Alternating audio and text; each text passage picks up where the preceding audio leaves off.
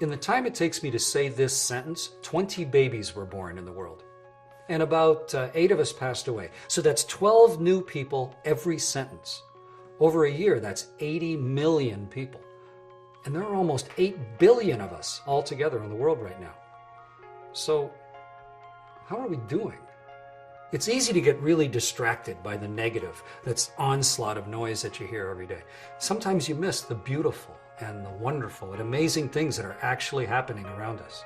It's just about to be 2020. That's 2 decades since the Y2K millennium. In that time, over those 20 years, over 1 billion people have risen out of abject poverty. 4.4 million kids less a year die of childhood diseases. There are 130 million more kids in school.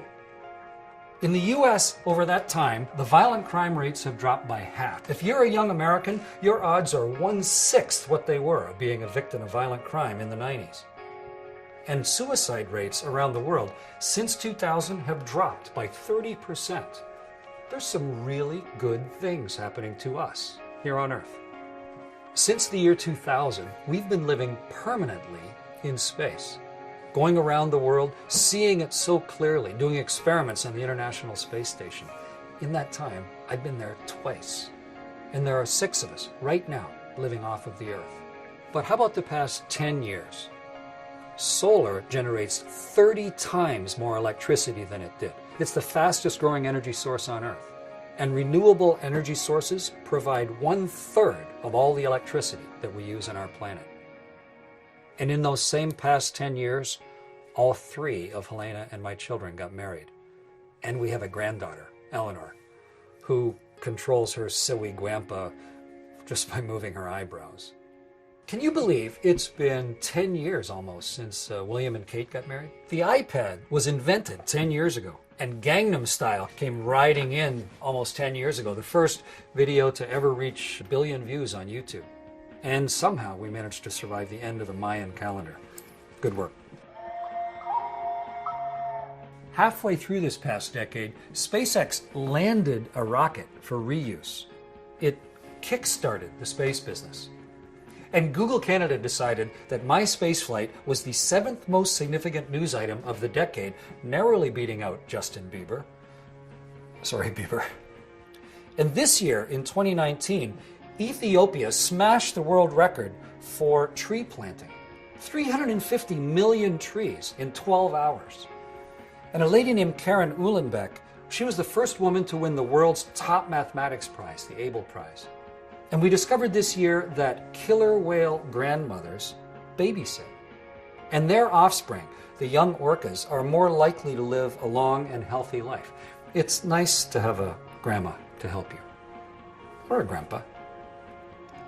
I'm not saying we don't have serious problems to solve. We always have had. Smallpox killed 500 million people in its last 100 years of existence, but we beat it. And we've just about beat polio and the plague. And we're working hard on malaria. The ozone layer is healing because of the work we're doing.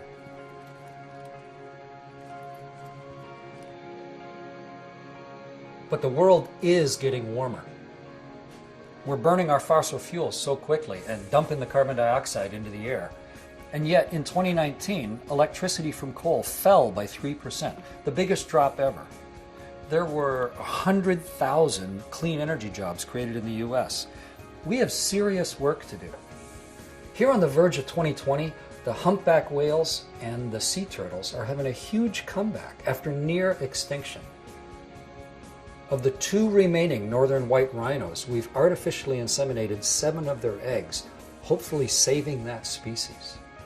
In the Galapagos, where the land iguanas were wiped out by feral pigs, they've been successfully reintroduced, reestablishing the natural balance on those islands.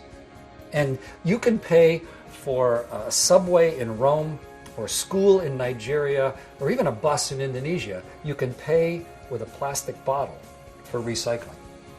And here in my country, in 2019, a young tennis player named Bianca Andreescu won the US Open and was named Canada's Athlete of the Year. And the Toronto Raptors beat everybody to win the NBA championship. We, the North. I'm excited about 2020. We're the same people that can live on a space station, or look for life on Mars, or even find a way to see a black hole. And in St. George's County, Pennsylvania, a 93-year-old man named Ed has spent the whole year building little toy trucks. He made 300 of them in his workshop, and the state troopers are now giving them to kids for Christmas. We need to take care of ourselves and of each other and of the planet. We're starting a new decade together. Let's get at it. Happy New Year, everyone.